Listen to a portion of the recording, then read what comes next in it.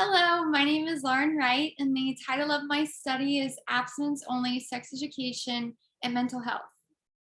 Abstinence-only sex education curricula focus on remaining abstinent until marriage as the sole means of avoiding pregnancy and STD or STIs. Information is oftentimes misleading. This in turn has caused higher rates of teenage pregnancy and HIV infections. Research has repeatedly shown that abstinence-only sex education is ineffective and that it has several negative consequences. These negative impacts are on prevention methods, health risk behaviors, relationships, and sexual identity. One study found a 10% increase in STIs among sexually active teens after AOE programs were implemented in the school. Abstinence-only sex education has also been shown to promote shame and naivety in regard to sex and intimacy, and this has led to an increase in sexual violence and dating violence among youth. The LGBTQ+ community spoke about being excluded from AOE programs that were taught in school. This leads to numerous ramifications among the LGBTQ+ community, more specifically having a negative impact on interpersonal relationships. Even though a lot of negative consequences have been identified for AOE, very little is known about its mental health consequences. Based on this gap in the literature, my research question is, what are the mental health consequences of abstinence-only sex education? With this cross-sectional study, 805 individuals were surveyed. Data was collected by means of a self-administered 7-question survey. Descriptive statistics were used to determine the consequences that abstinence-only sex education has on mental health. The findings from these analyses are depicted in the bar chart.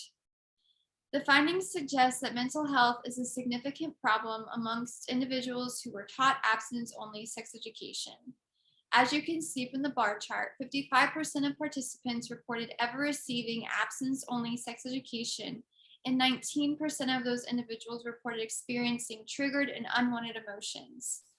28% stated that it hindered their ability to form healthy relationships. 27% reported feelings of sadness. 43% said that AOE made them feel anxious. 40% said it made them feel dirty. And another 40% reported that abstinence-only sex education made them feel like a bad person. As you can see from the qualitative findings, abstinence-only sex education has had a tremendous negative impact on the mental health of those who have been sexually abused and or assaulted. For example, one participant said, "I was sexually assaulted, so I always felt like the chewed up piece of gum or dirty sneakers or tape that is no longer sticky."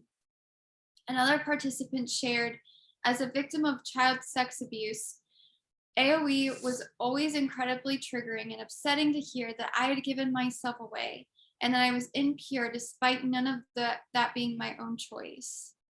The quantitative and qualitative findings in this study suggest that abstinence-only sex education isn't just ineffective, it's harmful. These findings have several implications for practice, policy, and research. In terms of practice, there need to be more inclusive sex education programs in schools. The curricula should place more focus on consent, healthy relationships, and healthy sexuality. Parents and students both need to be informed about the risks and dangers of abstinence-only sex education. From a policy perspective, accurate information is needed in schools. Therefore, the Department of Education needs to require the implementation of evidence-based comprehensive sex education curricula.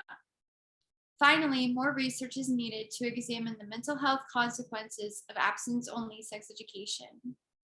This study certainly highlighted that mental health is impacted by abstinence-only sex education, particularly among individuals who have experienced sexual abuse and assault, and that proactive measures may be needed to address this problem in our schools. Thank you for listening to my presentation, and I welcome any questions or comments that you may have.